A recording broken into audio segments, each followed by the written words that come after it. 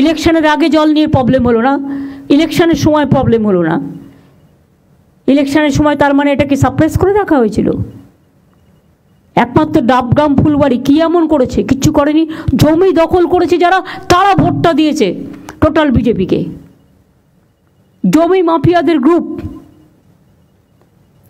স্টেটের টাকা এসব বরদাস্ত করা হবে না। এবং বিজেপিতে এই সুযোগে তোমরা তো পুরো ভাগ দিচ্ছ তাদের, এ তো আরও মারাত্মক। অফিসাররা আবার ভাগ দিয়ে দিচ্ছে তার থেকে বিজেপিকে।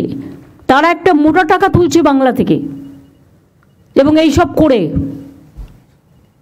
এটা ভাববেন না যেটা আমার নজরে নেই, অফকোর্স আছে। গরুর টাকা সবচেয়ে বেশি খায় বিজেপি, কয়লার টাকা সবচেয়ে বেশি খায় বিজেপি, বালি থেকে শুরু করে পাথর সবচেয়ে বেশি খায় বিজেপি। কিন্তু টাকাটা যায় পুলিশের থ্রুতে, ওভারলোডিং ট্রাক, এর থেকে একটা বড় ইনকাম আসে, সেটা যায়।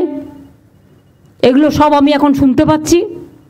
এবং আমাদেরও কিছু কিছু লোক আছে, তারাও যাতে ইডি সিবিআই না ধরে, বিজেপি তো ভয় দেখায় কতগুলো আছে, তারা সবচেয়ে বেশি টাকা তোলে, টাকা তোলার মাস্টার হয়ে গেছে।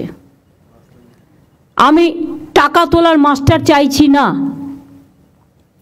আমি জনসেবক চাইছি। আর যারা সব টাকা নিয়ে চলে যাচ্ছে তারাই আবার ভোটটাও পেয়ে যাচ্ছে। অন্যকে চোর বলছে, নিজে বড় ডাকাত।